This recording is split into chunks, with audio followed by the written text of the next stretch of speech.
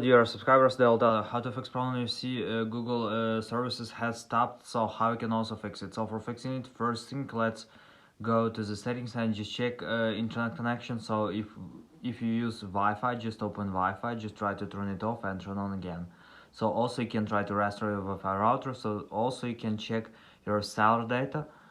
Also you can try to restore your cellular data. So for doing that, you just need to turn on airplane mode, wait a second, and just turn it off. So also after, you can try to restore your phone. So just tap on power button, wait a few seconds, and just shut down.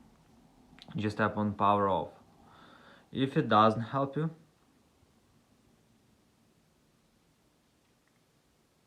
you can also just try to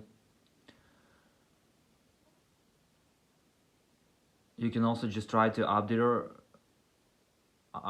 your Android phone. So just go to the settings. In the settings, you need to scroll down and find here about device, and here you need to check the latest version. You just need to tap on software update and just check your update. So thanks for watching, have a nice day, subscribe to our channel, click like and bye.